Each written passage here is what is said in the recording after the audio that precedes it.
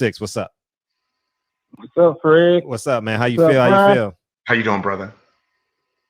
You know how I feel, Fred. 55 said no 55 mil, as Yep. we all should feel. Right.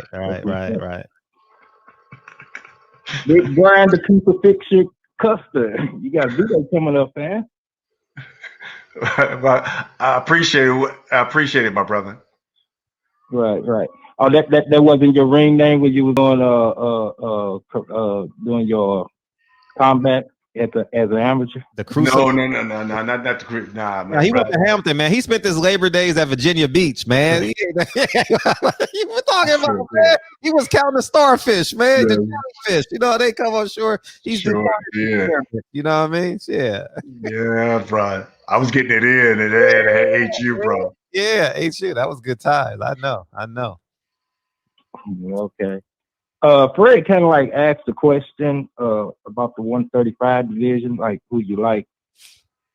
Just say we get treated to what we got treated to in the 80s, and all the guys mixed it up in the welterweight division.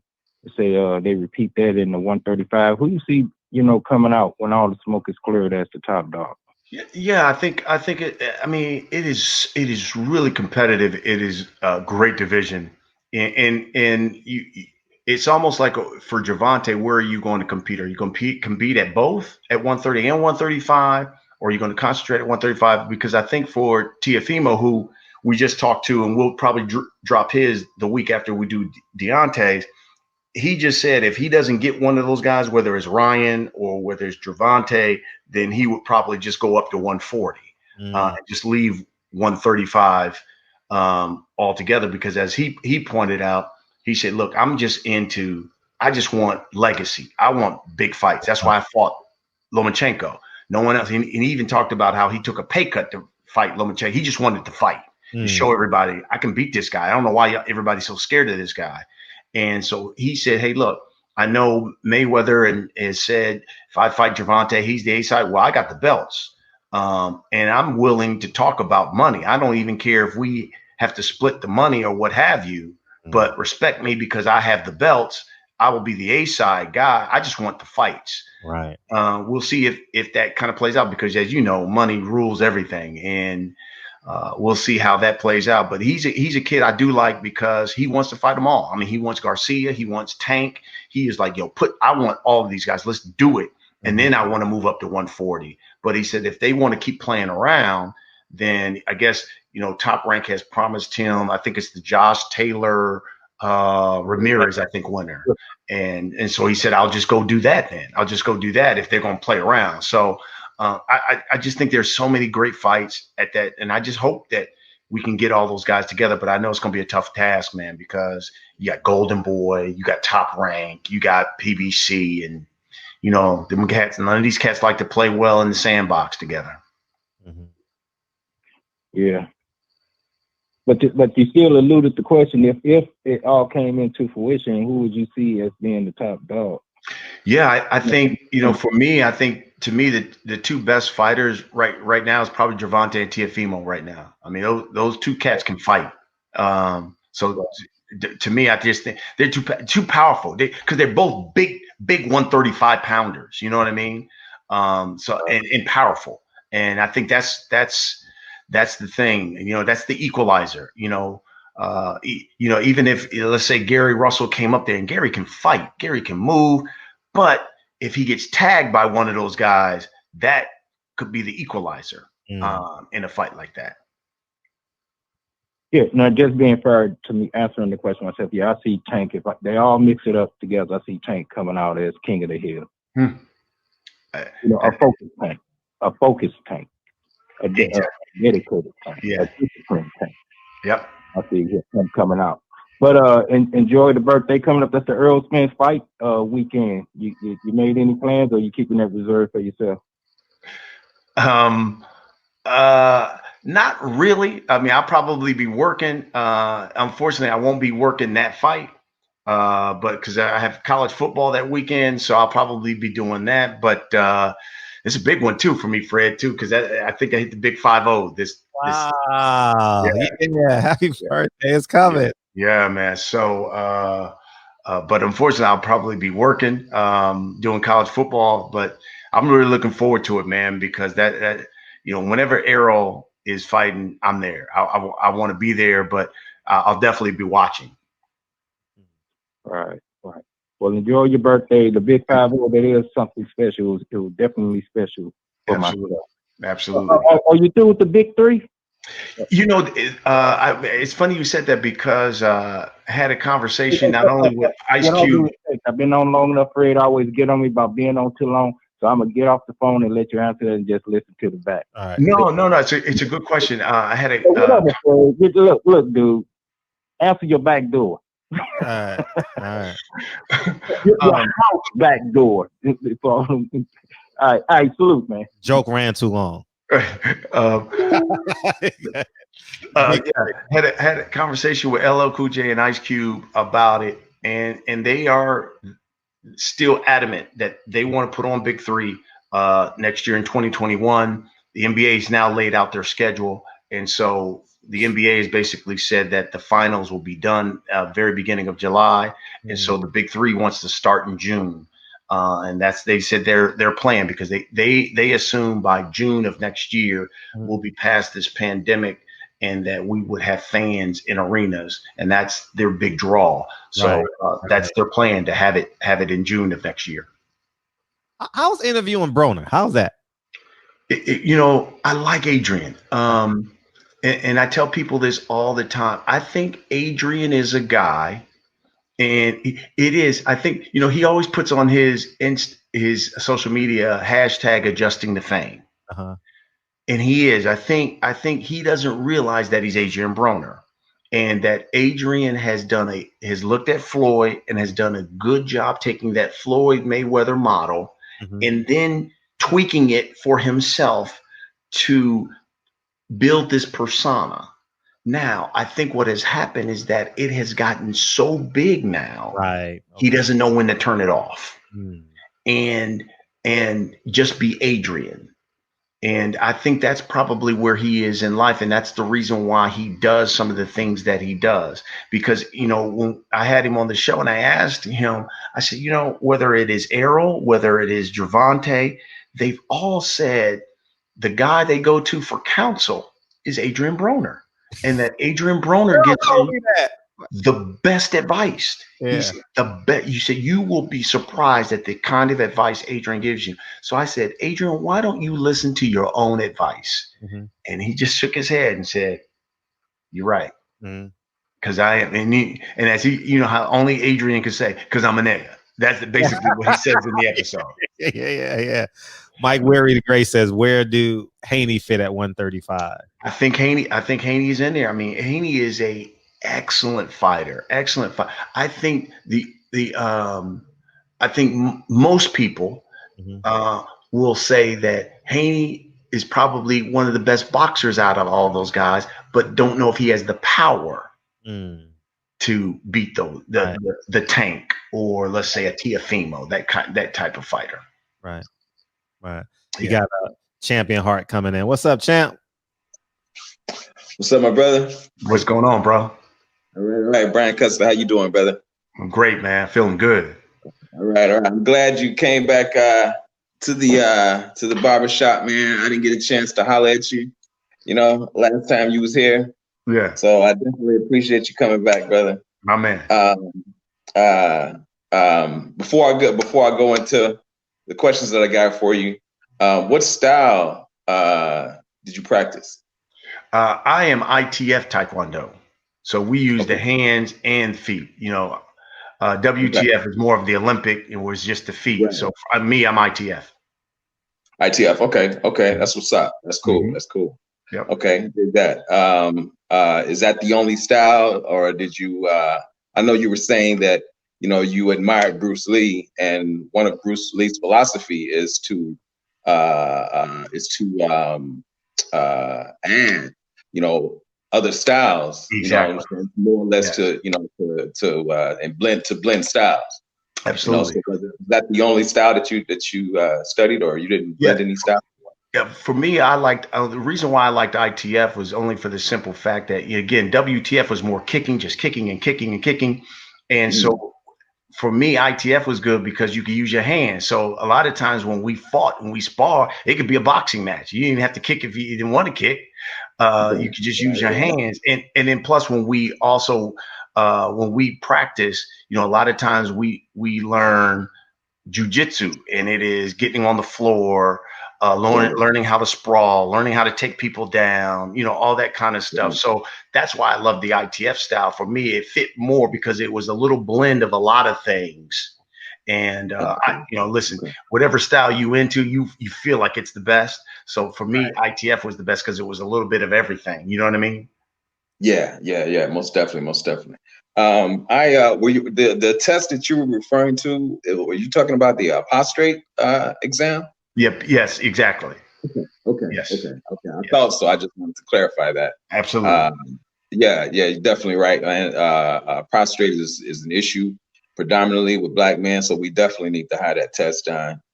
You know, I'm It's sorry. the second. Listen, it's the second most It's the second most popular cancer behind breast cancer right now. It affects 1 out of 9 men in the world. Black men 1 out of 7, and it's killing us at twice the rate that it kills white men. And so that's why there's a huge push for us to get tested, because if you do get tested and you catch it early, it's very treatable. But they call it the silent killer for a reason, because you never know you have it, unfortunately, for a lot of guys, until it's too late. And once you have it in your prostate and it travels, the first place it travels is to your spine and to your bones, and then it's a wrap. And the only thing a doctor will tell you, the only thing I can do is try to make you comfortable. So, you know, listen, Al Roker just came out, bless you. Al Roker just came out and said that he got, and how did he get diagnosed? He had his regular physical and said, oh, by the way, you know, let's do my PSA. Took the PSA, saw that his number was high. They did another one, did the biopsy, and was like, you got prostate cancer. Wow. Okay. Yeah, definitely, brothers, definitely get that done. You know, I was joking with my doctor the last one I had done, and I was like, man, with all this technology, is this still the only way that you all can test for this? You know, you still got to do it this way. Why hasn't technology moved in this area? You know, where you can do it another way without doing it the way you do the exam. You know? The unfortunate thing is, Fred and brother, is that, you know, obviously the PSA test the blood, but I know it sounds bad, but you got to have the digital rectal exam too, man. You got to let him stick his finger up your butt, because right. If he feels that bump back there, it's a problem. And, you know, again, he took my blood, and then he was like, hey, now let me bend over, let me do the digital rectal. I was looking at him like, you gonna do what? And shoot, he went there, and lucky he did, because that was the first sign for me. He was like, yeah, I feel a little bump on your prostate. I think we may have to do, you know, come back in a couple of weeks. We got to do this again. Bump was still there, and then I had the biopsy, and it was like, yeah, you know, you got it bad. So yeah, stay on top of that, man. I'm glad you got to stay on top of it. Yeah, most definitely. Real quick, man, I want to go into this. Man, I don't. How much of the fight card did you see? Did you see the whole card, or did you? I watched when I got home. The Maloney fight, and I think Valdez had just started, so I saw that, and then they tried to talk about the headbutt, and so right. I'm glad you brought that up, man. I mean, you know, that blatant ripoff. You know what I'm saying? That's the kind of stuff, you know what I'm saying, that gives boxing a black eye, because you could clearly see that there was no headbutt. Right. You know what I'm saying? That his eye was closed from the jabs. Yeah, absolutely, absolutely. Well, I think it was more of protecting their guys. You know what I mean? Listen, you got a veteran ref in there. He makes that decision. It's like, man, are we gonna throw this guy under the bus? Find me some video. Keep going back. There we go. Yeah, see right there. I think their heads were together right here at this part right there. So they were going to try to find something. And you know, again, this goes again, Fred. This goes to my promoting side. But you know, we got Wilder. We're dropping our Wilder episode on Tuesday. And listen, Deontay he's going to lay out a lot of reasons why he feels like Tyson Fury cheated him. And And I think that people are going to listen to it and be like, come on, bro. But then when you see what you just saw in Vegas, you start thinking like, hey, you know what? Yeah. He may not be too far off on some of the things he's talking about, because to us, I think that was blatant. I mean, I didn't see any headbutt, to be honest with you. To me, it was the jab, and all of a sudden the eye starts puffing up. Yeah. But they stuck with that headbutt, and they were going to try to find some video until it validated their claim. Yeah. I first let me give Bud, his respect. I definitely was expecting didn't know what Kel had left. I thought that I think Fred mentioned this. I thought that there was the fighter that Kel was 3 years ago. I thought there was still some of that left in him. And what I couldn't understand was how he allowed Bud to dictate the pace. And with Bud, you got to put pressure on him. And he wasn't doing that. Although he was outboxing him in the first 2 rounds, he needed constant pressure. Did you see that? Did you notice that, or I think again that goes to the greatness of Bud Crawford, because Bud Crawford has unbelievable timing and he has really quick hands. And so I think if you're a Kell Brook, even though at the very beginning you're right, he had the distance because his jab was effective. Now, but also, ended up switching because he realized, okay, this is not working for me after those couple rounds. I got to go back and switch. And then it was where he said, okay, now I can kind of dictate where we're going to fight this pace at. And every time I think Kell threw something, boom, he saw a counter coming. It was like, whoa, this dude's timing and quickness is beyond me. So now that kind of made him hesitant to throw. And then when he did throw, he got caught. And, as we say in this sport, it's not the punch you don't see, it's that punch that you do see. It's the punch you don't see that hurts the most. And he didn't see it, and he got caught. Yeah. The thing is that when he caught him, you can't defend and punch at the same time. And he started covering up. And I just think, had he been able to get a punch off, because one thing that Bud does is he throws a lot of wild, like looping punches, and that's how Rigondeaux hit him and dropped him, kind of, catching Bud with those looping punches. Rigondeaux. I'm sorry. Fried green tomato, whatever his name is. No, the fight before that. The fight before that. Green bean. No, it was the fight. It was the fight before that. Who was that? I don't know. Green something. Green. You know what I'm talking about, man. Wasn't that guy's name like Kavakakis or something like that? Man, I don't know. Kavalaskis or something to that effect. Yeah, the kid that Haney just fought. Oh, you talking about Gamboa? Gamboa. I'm sorry, Gamboa. Yeah, Gamboa. I'm sorry, my bad. Gamboa, caught Bud throwing those wild punches. And kind of like you see how Tank dropped Leo like he did when Leo was punching. Instead of Tank covering up, he kept his eyes on him. He he slipped. And boom, he came with that uppercut. He didn't just cover up and let Leo throw punches. And that's one of Bud's flaws with the wild punches. You can catch him if you keep your eyes on him and not just cover up. Right. But no, I'm not hating on Bud. No disrespect to Bud. He's a good fighter, and I definitely, give him his props on that. He did his thing, man, and I lost money on that fight big time. Big time. Me too.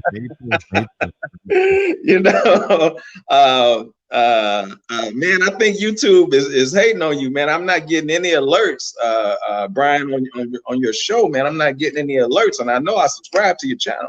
Oh man, you know what? We gotta make sure we take care of that. But all you need to know is every Tuesday, bro. Every Tuesday is gonna be there. So Deontay will be this will be Tuesday. The following Tuesday will be Tiafimo.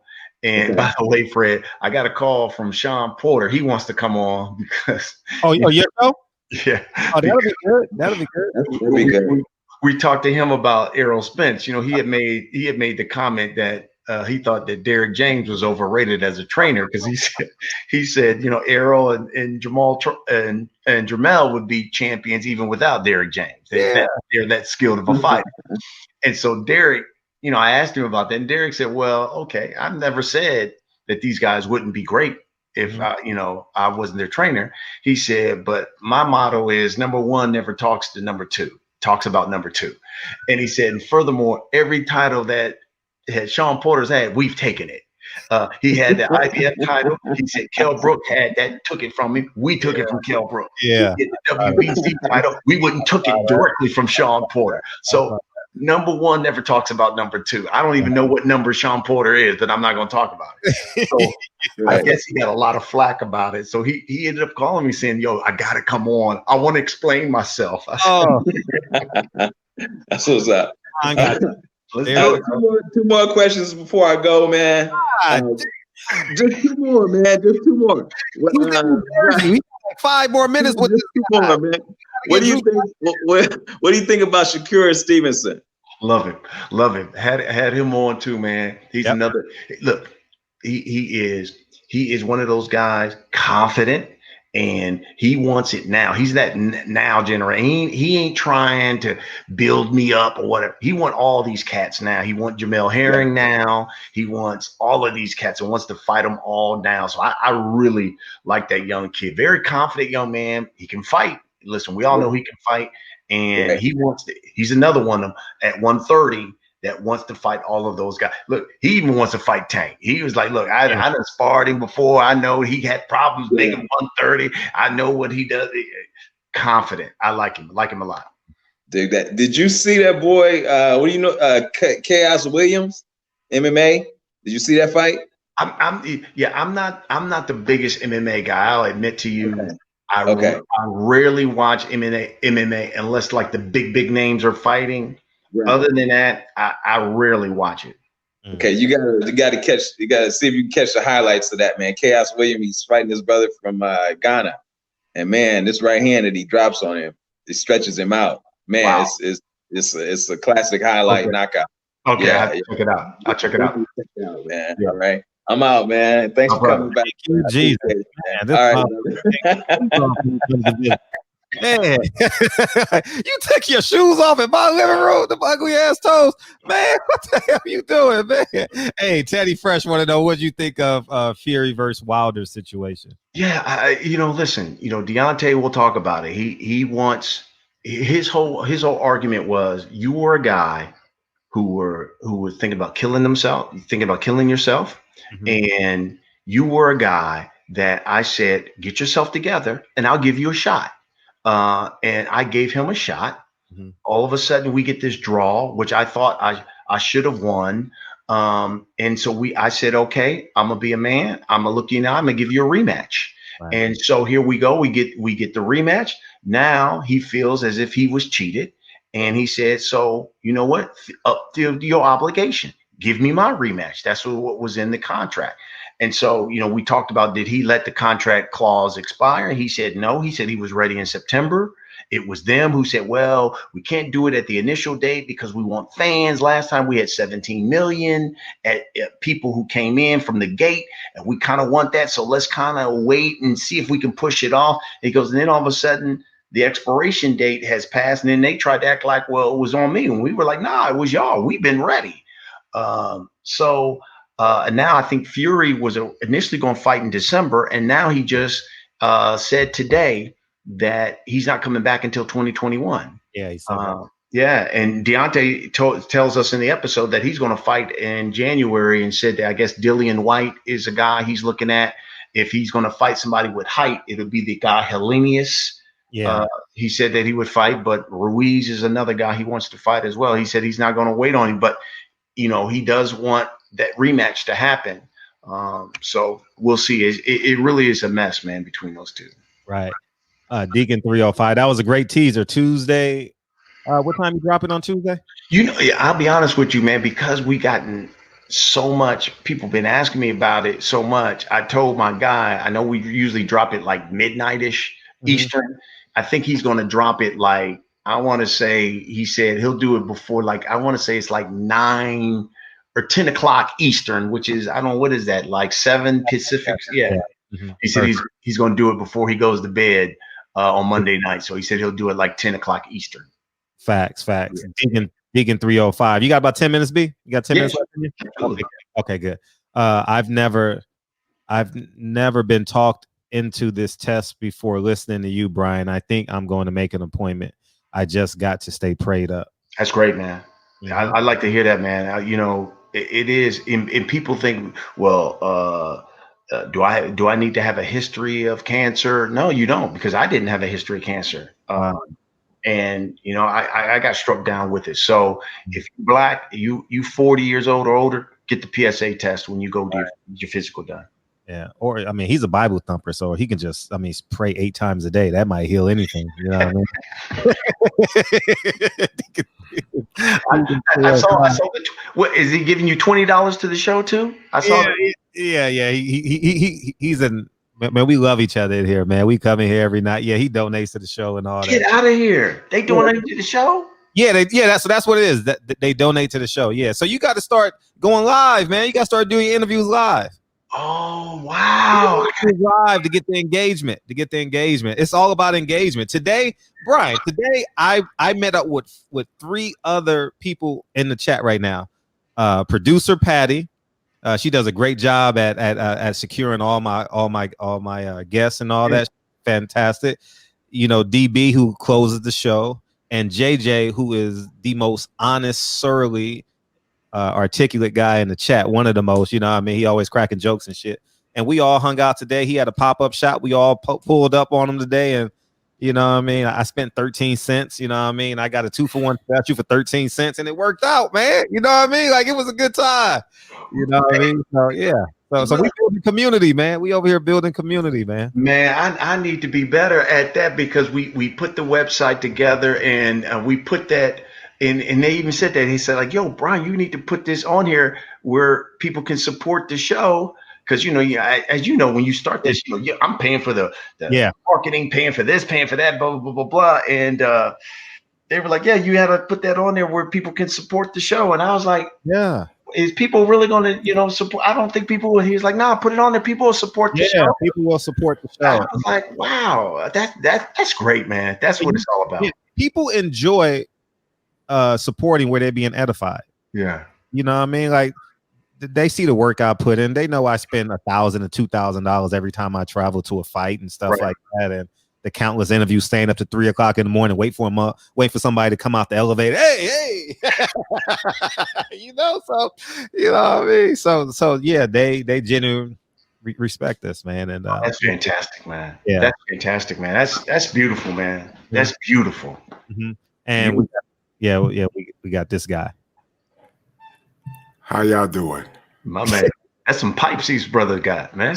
Yeah. He's a bully. That's all he is. Bully. I am officially 45 years old today. Yeah, turn out one time for the comeback kid. Double nickel at the guard, starting at guard, number 45, Michael Jordan. And I feel great. Yeah, that's great. Yeah, he turns up right now. Yes, I felt. Yeah. You on your B&B boxing, huh? Oh man, listen. I jumped rope, right, for 8 minutes straight. My calves are on fire right now. Right. I will co-sign getting tested. You know what I mean? About like 2 years ago, I had a colonoscopy. They found 2 polyps. Non-cancerous. You'd have never thought. Right. You'd have never thought. So I said, wow, that's crazy. But, just like that, an old coworker of mine just went to the doctor for something else. They found prostate cancer, and he died 2 months later. Yeah, man. It was the craziest thing, man. Black men, we gotta go to the doctor. Do not be scared. Yeah, you're right about that. You're right about that. And that, again, they call it the silent killer for a reason, because you will never know you have it until it's too late, unless you go get checked. That's right. And again, and I even asked the doc, I was like, how would I have known that I've had it? And he said, probably what would have happened is one day you would have woke up with the worst back pain that you've ever had in your life, so bad that you would have had to call 911 just to help the ambulance people to help you get out of bed. That's how bad that back pain would have been. And you would have went to the hospital and they would have said, oh, I'm sorry, sir, you got cancer and it's all up your spine. Because again, prostate cancer, when it's in your prostate, the first place it travels is to your spine. And once it gets to your spine, it's a wrap. So that's why you got to get checked, because if you get checked and they find it early, it's treatable. Yeah, that's that. I mean, brothers got to go to the hospital, man. I mean, go to the doctor before they end up in the hospital. Yes, you know what I mean. Absolutely. But getting back to, I want to get on some boxing real quick. 2 minutes, because I covered this on my live earlier. 2 minutes and 7 seconds, I believe. Well, I covered it on. We covered it on Fanon's earlier. There was a headbutt. There was a headbutt in the first round. All right, and the rest was Maloney putting that jab in his face. Yeah, the jab was hitting him in the face, and it made things worse. But there was a headbutt. There was. But what I want to talk about is now, magically, they believe in instant replay. What is that about? The replay was longer than the damn fight. Now they believe in instant replay, but we have all of this evidence of Tyson Fury's glove doing the Macarena. Hey. And nobody believes. We have still shots, different angles, and everything else. And nobody believes in instant replay now. I've asked a bunch of pros, a bunch of amateurs. I know my way around the ring. Fred, I had Steve Cunningham on my show earlier. A glove properly affixed does not do that. And after the second fight with Wilder, that made everybody go back to the first fight. And we said, oh, man, his glove was doing that in the first fight. Tyson Fury's not a power puncher. How the hell he's leaving dents in people's heads now? All right. What was the difference between Otto Wallen and Deontay Wilder? I mean, really think about it. This guy became a power puncher overnight just because you gained a few pounds. All right. You don't gain weight and then hit harder. It doesn't work that way. Not in boxing. It doesn't work that way. All right. This man Fury is he's a cancer to boxing. And I firmly believe he cheated. If a person can look at what we've seen, all right, unedited photos, and you can look at Tyson Fury's track record, because the guy is a criminal. He has a proven track record outside of the ring.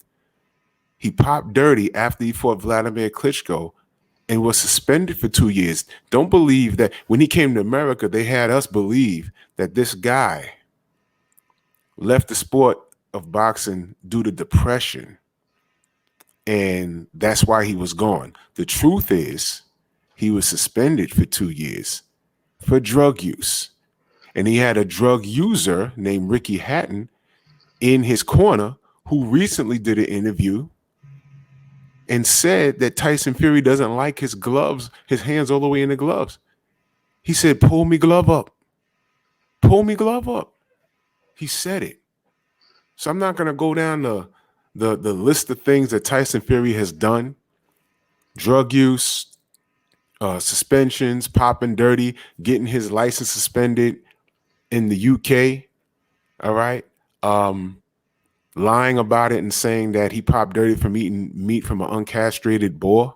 when they don't even have balls on UK soil? It doesn't make sense. It's like non-alcoholic beer. It doesn't make sense. This is ridiculous. And this is the guy that America has embraced, the 6'9" bald-headed white guy. Yes, I'm going there. All right. They don't listen. I can't make you like Deontay Wilder. You don't like how he throws a punch. Fine. You don't like that he's tall and black. Fine. But if you say that you campaign for the fairness of the sport, don't tell me Tyson Fury is your guy. You cannot tell me that. That doesn't make any sense to me. It doesn't. It's like the argument that I used to have years ago. Oh, yeah, you hate Floyd Mayweather? Yeah. Who's your favorite fighter? Mike Tyson. How? What? Why? Oh, well, yeah, because I don't like how Floyd acts out of the ring. But you're a Mike Tyson fan. What planet am I on? What planet are you on? It doesn't make sense. All right? It doesn't make sense. Tyson Fury. And I firmly believe that Deontay sat on all of this information purposely. Because once he figured out that this guy cheated, he said, oh, okay. That's because he know he can't beat me. I don't want to get this guy kicked out of the sport until I get my fight back.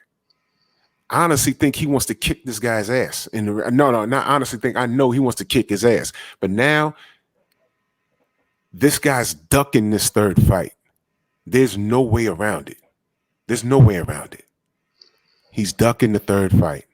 All right? He's trying to leave the country. All right? And get reinstated in his own country to duck this third fight. Bottom line. For people not to see that, that is a choice not to see that. With all the evidence laid out, that's a choice not to see that. These people are suffering from extreme cognitive dissonance. When you can see what is happening to our American champion. Notice I said American champion. I didn't even say black. I said American champion. All right? You MAGA people. All right? The man was in Trump's office, right? He was there. Never mind. You don't even know why he was there, but he was there shaking hands with number 45, right? You so pro America. But you rooting for Tyson Fury, the foreigner? Bye-bye, Miss American Pie? Really? Your American champion got ripped off by the foreigner. The foreigner. And then you're going to tell me there's nothing about this that has anything to do with race? That's what you're going to finna tell me that? Please, man. Please. Stop it. You guys are the absolute worst. All right? And when you can back a guy like Fury with all of this going on, that doesn't make you a fan of the sport. It makes you an asshole. Bottom line. And that's all I got. It's a lot. Ryan, what's your name, man? My name is Drew Titan. Drew, let me tell you. First of all, I think Drew must have I don't know if you saw the episode I did with with Deontay Wilder, because he just laid out everything that Deontay talks about in the entire episode. Wow. I mean, everything. And then Deontay even says, because I think I asked Deontay about a statement that Fury had made where he said, I'll never fight him again. If I was really into this, I would sue him for defamation and sue him for $100 million or whatever. And Deontay talks about, he says, let me tell you something. Everything I'm saying, I have proof. Mm-hmm. And if he wants to take it to court, we can take it to court and I will lay it all out. So he is steadfast in his assertion of what happened that night. And he says that he has the proof and doesn't care what anyone else says. Because, one of the questions I asked him, I said, do you think you're losing some of your fan base by coming up or talking about some of the things you say that happened that night where other people are calling them excuses? And he just said, I don't care what people think. I'm telling you what I know happened, and I have proof. And if they want to take it to court, let's take it to court, because that's when I'm going to lay it out and people will be surprised. So everything, it's almost everything you said, Deontay says in the episode. Wow. We've been saying it. We've been saying it since 2 weeks after the fight happened, the rematch happened, because I tried to avoid, because I don't want to be the guy. I didn't want to make excuses. I said, look, my guy lost. Okay. And then people started emailing me and texting me, no, look at this. And I looked at it, and I know my way around the ring or two. All right. I've been in and out of the ring all my life. I never went pro. I never went amateur, but I've sparred. I've helped people get ready for the gloves. And one thing I did know, and I'm going to share the story again. 1987-ish, 88, I was hitting the bag in the gym. Old trainer came to me and said, if you really want to put a hurting on, you got to do this with your glove. The mesh wasn't invented back then, so I had laces. He pulls the glove up. Now my hand is right here by the wrist. He said, hit the bag. So I hit it with a jab. I said, this is uncomfortable. He says, no, throw a hook. I'm hitting it. And I'm like, this is uncomfortable. But he said, you'll do a lot of damage on somebody you don't like. I don't have malice with anybody in the ring like that. I never did. Well, when I did, I didn't do that. You understand? But he said, you could really take a guy out with that. That was like I was like 12 or 13 years old when that happened. Years later, I seen that. And I just went back in my mind. I said, oh, man, that's what he did. That's the move right there. Then you got people from the Kronk gym saying that, yo, we've seen that. And I'm really upset. You know who if you can get a hold of Sugar Hill, Brian, I'd love that. I'd love that. Because I have questions. I have questions for that brother. I have questions for that brother. Because Fury, you know how white people are racist and they don't know they're racist because that's how they're raised? They just don't know it.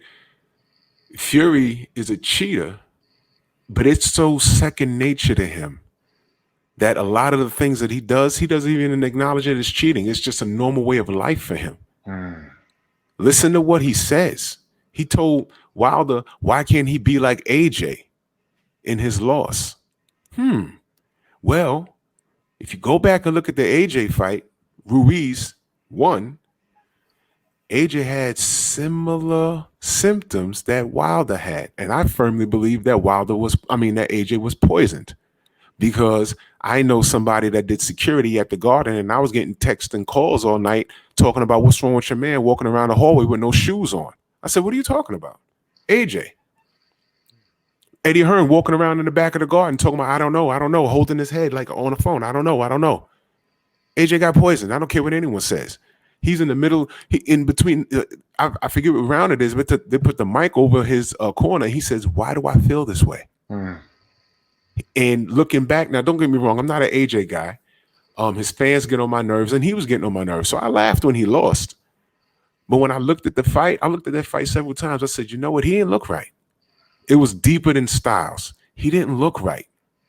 He didn't look himself, getting knocked all around the ring like that. I said, I laughed. Don't get me wrong, I laughed. But he didn't look right. And then months later, same things happened in the Wilder. He just handled it different. And I said, man, you know what? I think this guy got poisoned. Now I'm gonna take it a step deeper. AJ has a loss. Wilder now has a loss. Who's the only person undefeated right now? The 6'9", 300-pound white man. Yes, I'm going there. Yes, I'm going there. For people to ignore this stuff. And I look at these brothers out here, real sideways. When you just don't want to accept the information, what I'm telling you is not propaganda. You just said what I'm saying verbatim is what Wilder told you.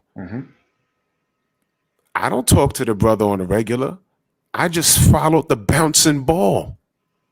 I just followed it. Can you imagine if Wilder was friends with a allegedly known heroin dealer? Can you imagine the backlash?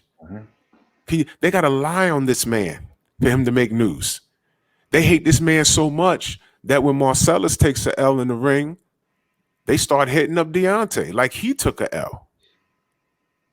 The hatred, this is not Floyd Mayweather type of hatred. That the Floyd Mayweather hatred, I completely understood it. All right, because Floyd Mayweather was portraying a character. So I understood it. He did it on purpose. This right here, this brother is unapologetically black. He loves his people. He stands on his square. But when he was on Fred's show, I said, you know what? I appreciate you putting the weight of your people on your shoulders. But you know what? You might have to get a little lighter, because slavery did a number on us. And a lot of the brothers, they are not really seeing what you're doing. There's a lot of brothers that were quiet about it. And as soon as he lost, I mean, well-known brothers, they thought it was playtime. They thought it was the clown time. And you see, don't talk about racism and don't talk about how you don't like it. And then you look at a Jack Johnson documentary and get mad at how he was treated and get mad at how they treated Muhammad Ali. Guess what? If this was the 1960s, you'd be the nigga hating Muhammad Ali. Mm-hmm. Be talking about every other thing else that has nothing to do with nothing. You'd be talking about, oh, I don't like how he's the Louisville lip. He got a big mouth. He's sitting on a stack of money. He think he this, he think he that. The problem with a lot of us, look, these brothers, the bottom line is they're jealous. They're jealous. Either they want to be Wilder or they're mad because their girl got his picture in their phone. That's how petty some of us can be. Go hit a bag. Maybe you got some talent we ain't discovered. Do you understand? We almost didn't get Deontay Wilder. The man was delivering like beer or some shit. Yeah. And he said, you know what? I can't take care of my kid on this salary. I think I'm going to go start fighting. Do you understand? This man has a story. A big time story, a big story. But we over here talking about a coke sniffing white guy with a fake depression, and he's selling books. Nobody, Good Morning America, nobody wanted to sit Deontay Wilder and say, yo, yeah, your daughter has a handicap. That's why you're fighting. Tell me more about that. Nobody wanted to do that with him. Nobody. And you know what? He wasn't even looking for it. And that's another thing I respect about this brother, because he's not looking for a stroke. This is just who he is. Mm-hmm. He's just living life. I was concerned after that fight, big old dent in his head. 3 weeks later, he's on Instagram in Africa doing a photo shoot. I said, oh man, I guess he's okay. Good to see it. He wasn't shaken. He wasn't rattled. And that's what's scaring Fury. People talking about, oh, well, Fury's in his head. He's not in his head. That's in your head. In his head, what? The man hasn't said anything, but he's on Instagram smiling, scuba diving, enjoying time with his family. And every little thing they saw him do, they had something to say. Oh, he's twerking. Did you like that? Is there something about you that you're not disclosing to us? Did you like him twerking? Why is that news to you again? I don't get it, dude. Why is Wilder twerking, goofing around with his family news to you? You know what's news? Fury popping dirty. You know what's news? Fury saying that we scheduled to fight in December, but a contract expired. So I'm going to fight on the 5th, but they was scheduled to fight on the 19th. The 5th is before the 19th. Who do you think you're talking to, man? He has PR people, and every time he talks, I'm telling you, they are face palming like, yo, well, he shut up. We got to fix this again. I like it when Fury talks, because every time he talks, he puts his whole goddamn foot in his mouth.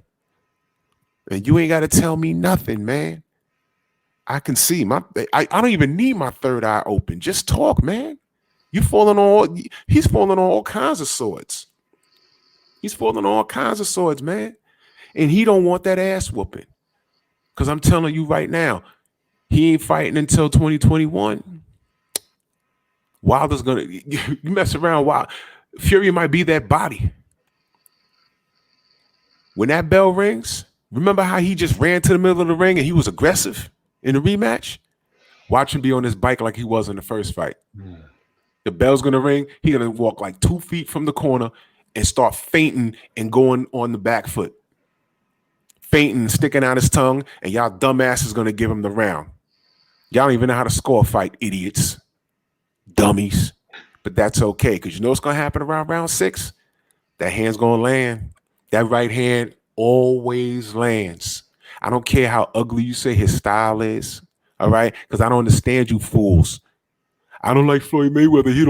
He don't knock nobody out. I can't stand him. Okay, now you have a guy in the heavyweight division, the division that matters. He's knocking everybody out, and you still got a problem. What kind of fan are you? Oh, I get it. You're not a fan. You're just an asshole. Okay, so now I know what I'm talking to. You're not even human. You're the scum of the earth, worshiping the scum of the earth in Tyson Fury. All right? And what I need to happen is I need his head on a pike. And when it's over, insult to injury, I want the brother Deontay to put out all the information and the sanctioning bodies do the right thing and say, you know what?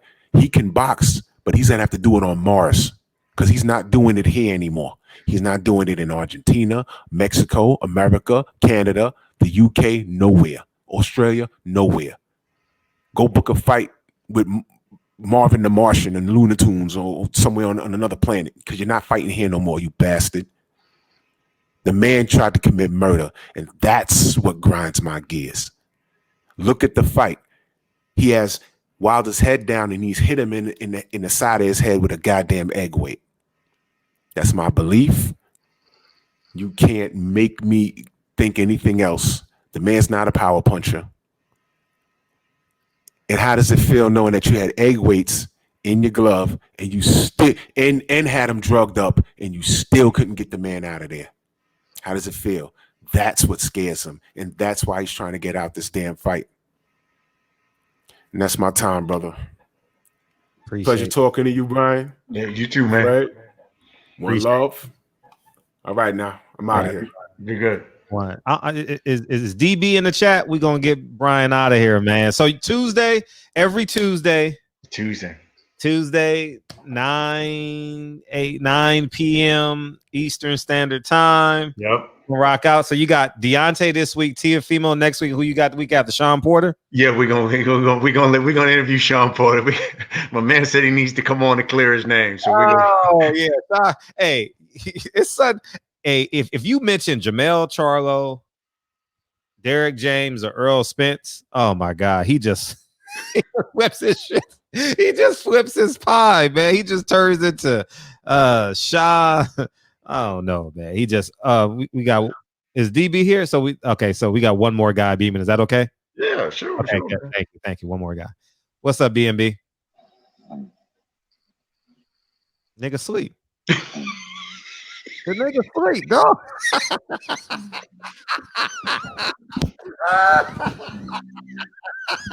The nigga, you hear this shit? Listen.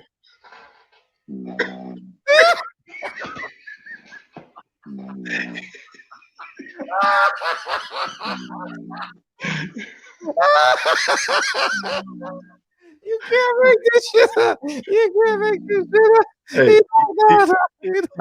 You got to do what I do, but you got to take a nap. You know, that way. See, I'm up. Look, I'm up. I'm alert. I'm ready. You know what I mean? I took me a good 2-hour nap earlier today, so I'm ready. Oh man, hilarious, man, hilarious. Hey, so Tuesday, you know who I'm sitting in your chair Tuesday? Who you got? Miss Parker. Really? Yeah, she'll be here Tuesday. I'm so excited to have her on. Miss Parker. Hey, I'll try to go to the skating ring or something. You know what I mean? Shit. That's fantastic, man. That is fantastic. Yeah, man. We got Deontay Tuesday. Yeah. Everybody, go to Last Stand Podcast with Brian Custer. Make sure you subscribe. We're trying to get to 10,000. So we want to do that. The website is laststandsports.com. We have all the episodes there too. You can support the show. So we have an icon on there. I never knew what it was for, but now I know. Yeah. even on your YouTube, like when you go live, you can premiere your videos and people can support that way as well. I like that. So, so you got the premiere button. But we're gonna put them. We just got some new merchandise. We got some new merchandise made. So I'm gonna send you some merch, man, because we got the hats should be coming in this week. So we were waiting to get the hats in, and once we got the hats in, we gonna start marketing that. Everything on there. So I'll make sure to send you a hat, some shirts, and some stuff, man. But I'll send you a sweatshirt. I see you always rocking a sweatshirt, so I gotta make sure I send you a sweatshirt. I support them all. Hey, DB finally came in. You putting people to sleep, Brian? The hell, Brian putting people to sleep, DB. Listen. Hell no, man. I'm pumped up and energized. What's going on, Big Custer? What's up, my brother? Oh man, I feel like $1,000,000, man, with a $3 smile. Man, you were snoring just about like 2 minutes ago. No, that's not him. That's another guy. That's another guy. Okay, I was about to say. He said he's still asleep. We might. This gonna be fun. Hey, what's up, DB? Oh shit, I'm in here. B, I was thinking about something. You know, you got a crazy story, and your story is still going on right now. You're in the prime of your career. You're a young, healthy man. And, you know, just from birth, your story that you told us last time, and, you know, the illness and surviving that, and, you know, going to HBCU. I mean, there's so many layers and so many levels to your story. If there was a movie about Brian Custer, who would play you in that movie and why? That's a great question, man. My wife always laughs. She always says that me and Tay Diggs are like cousins. You know what I mean? Now that she says, you know, you have a Tay Diggs kind of look to you. So I'd probably say he's probably the closest guy who looks like me. But you know, it is, you know, one of the things, to be honest with you, I've been thinking about writing a book just about different things because, you know, listen, my parents were 21 and 19. And they were driving to my father's side to Alabama to go visit his grandparents for the first time. They were newly married. My mother was 6 months pregnant with me, and my father, you know, fell asleep. They were an hour away from Birmingham, and he fell asleep. They went off the road. Car tipped over. He ended up breaking his neck, and that's how my father died. So I never met my natural father. And my mother was 6 months pregnant with me. She had a broken arm, broken leg. I didn't move in her stomach for maybe a week. They thought maybe that she was going to lose me. And one of the reasons why they never told her that my father had died was because they thought that the stress would make her lose me. And because I hadn't moved at all. And so she didn't know that my father had died for 5 days. And then they finally told her once they felt her vitals came back and I had moved, then they felt that it was safe enough to tell her, hey, your husband had died.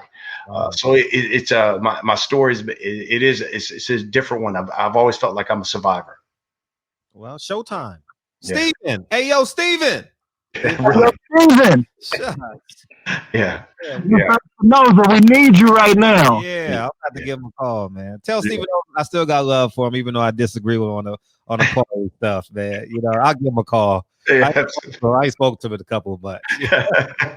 The second part, what I was thinking about was the book. You know, I was going to ask you that second because I think there's a lot of guys, and I know this may not reach some people, but for the guys who are locked up in the penitentiary and guys that think that their life might be over, your story is a good opportunity for them to see that there's more than a second chance. There's a third and a fourth chance sometimes for people.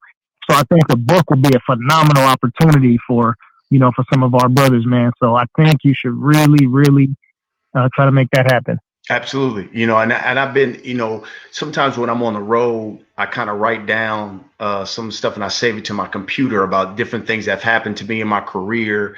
And so that way I have it all compiled so when I can finally put it together, that it's something I can present to somebody and say, hey, look, here we go. Tell me what you think. And but yeah, I have been doing that more so now than I did in the past. Because I really do. I think eventually I do want to put this book out. Right on. I love it, man. Well, I don't want to ask too many things and give too many things away because I want everybody to do like we did the last time you came on and go flood your subscriptions, man, and get you to 10,000. Absolutely, absolutely. Can I ask him a question, DB? Have you ever been fired from a job, Brian?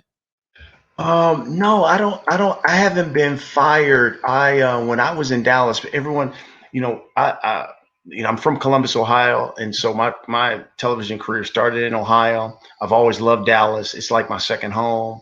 And so, I was there. I was a sports anchor there, and I was there for almost 10 years before we moved here to the Northeast in New York and Jersey. And the reason I left was because I had gotten to a point where I felt that had done so much for this television station, the CBS 11 station that was there.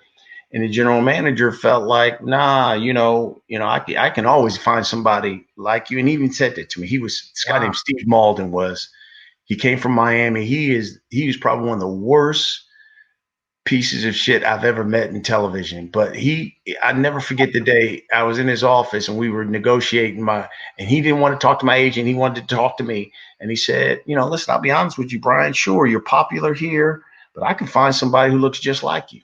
Wow. And put that. And I knew at that point, this guy doesn't even value me. And so when he made his offer to me, it was so humiliating. It was like, offering me like $1,000 raise. I mean, it was really humiliating. And so I told my wife that day, I was like, you know what? I know this is home for you and I love this place. But it's going to be time for me to move on. And that was the reason I ended up leaving Dallas. So I don't think, and a lot of people thought I was crazy when I left because they were like, you were the only black sports anchor there. You were popular. But to me, he didn't value me. And I felt like I wouldn't respect myself if I would have just re-signed that contract because hell, he was just going to offer me any old thing. And so to me, I felt as if it was being fired because of the offer he presented to me. But yeah, to me, that's the closest thing that's ever happened to me. He never said you're fired, but to me, that offer was so humiliating. He might as well just said you're fired. To me, I mean, I know a lot of people thought I was crazy at the time for leaving, but if they would have known what he was offering, then they'd be like, oh, okay, well, I understand now. And the funny thing about it is everybody who told me I was crazy for not accepting the offer, the 3-year deal that he offered me, all of those people ended up either being laid off or fired by him. Wow. It may have taken a year or two, but after I left, all of them in that sports department, half of the news people that were on air either got fired or laid off because of him. Wow. Yeah. And look at you now. Yeah, exactly. Look at him now. Yeah. You made it. Exactly. Yeah. Yeah. Getting paper. Not yet. Hey, I'm gonna be like Derek James. Are those Emmys back there? Yeah. See, those are the other ones. Those are the other ones. The other two are downstairs. There's one over here, and then they got one over here. Now we got a big house. The other ones are downstairs. You know. I know, man. Oh man. Hey, man, we sure appreciate you coming out again, man. A lot of people come on one time, and I think they get scared, man, because we be crazy here in the barbershop. We ask some crazy questions. We don't let nobody off the hook because it's really the barbershop. And you came back, man, so we got to give you kudos for that. Like we got to give Bud his kudos for beating up a broken Kell Brook. But anyhow. Yeah, no, we got to do it, though, man. But, man, we appreciate you. Fred, what else you got, man, before we close out? We gonna get B out and then we'll holler at us. But, go ahead. Fred, I'll tell you why, and I'll tell you why I came back only for this simple fact is this, and I never told you this, so I'm telling you, you're hearing this for the first time. I talked to a guy who was a PR guy for one of our boxing companies, and they represent a really top fighter. and we were talking about having this person on, and he said, hey, oh, sure, I definitely want him on your platform. I see how all these great fighters on here, and I think he needs to be on there. And he said, I only have one question for you. And I said, sure. And he said, well, I see you did this episode and you had Ellie and you had Fred Hawthorne on there. I said, absolutely. I said, it was great. And he was like, yeah, I just wanted to know why. And I said, well, to me, it was all about guys who are in the business and did it in a unique way, went their own way, and have made a great living for them, whether it's been through social media and still cover the sport and been very successful. I thought a lot of people learned a lot from that episode. Right. And he said, yeah, but do you know this is the same guy who approached such and such in a Home Depot and said this and that? Do you know this is the same guy who approached Mikey Garcia and such and such? And do you know this is the same guy? I said, okay, and your point is what? But why would you go on that show? And I said, and why would you have him on? Because I think that A, he educated a lot of people, and B, I thoroughly enjoyed the show. Why does that? What does that have anything to do with your fight? Well, I just wanted to see, if I get him on, what kind of show is he going to be walking in onto? And I even told him, I said, look, it would have been great to have this fighter on, but you're not going to tell me how to run my show. Amen. It's my show, and you're not going to tell me who I have on my show and who show I go on. So you know what? Hey, I appreciate your time. I don't think I want your fighter. But I didn't care for it. I didn't like it because again, it goes to just the nerve of you to think that you are so high and mighty that you gonna dictate to me who I'm gonna have on my show. And as I told him, your fighter's great, but you know what? I don't need him. If you don't want it, I don't need him. But yeah, that was, and I was meaning I wasn't gonna tell you, but then I was like, you know what? I'm gonna let them know because some of these cats need to be put in their place. Yeah, they do. Mm-hmm. They need to be put in their place. Mm-hmm. But yeah, that was especially why I really wanted to come on too. Well, we Jimmy appreciate you, and I didn't know you had that story, but that's why I told you guys when you guys see Brian Custer in the middle of everywhere, whether he's doing a football game or a boxing match, just walk up to him and say thank you. Yeah. All right, just say he's helped me out a lot in terms of my decorum. Yeah. I watch him and I'd be like, okay, I can get similar results if I do it this way. Just be watching you. I'm okay. I got to maneuver a little bit. You know what I mean? So thanks. So just tell him thank you every time you see him. I mean, hey, you doing it, brother. You doing it, man. Thank you. Yeah, you doing it, man. Yeah, no, I appreciate it, man, and I appreciate y'all's support. I mean, listen, whenever I've come on here, you're right. I mean, the support from my show has just gone through the roof. So I appreciate y'all for subscribing, supporting the show, giving little dollars, whatever. I just appreciate y'all. Appreciate you, Brian. You out of DB? You good? He hung up. So anyway, we appreciate you. Thank you for coming on, man. Yeah, man. Hey, man, you keep doing it, brother. You know I'm always watching you. So you keep doing your thing, man. I know. And I love that you. Hey, listen, you not only educating us, you edifying our souls, but you also housing folk. I mean, come on, man. You doing it all, man. Look, thank you. Thank you. Well, let's be great together. Let's be great together. Let's be great together, man. Appreciate it, man. And I'm gonna hit you so I can get your address so I can send you some merch. Easy. I'll put in your DM. Okay, cool. Sure, appreciate you, brother. All the time. Love you, man. I love you too, man. Thank you. Thank you, man. Yeah. All right, man. Yeah, man. So see if this nigga still sleep, man. Listen.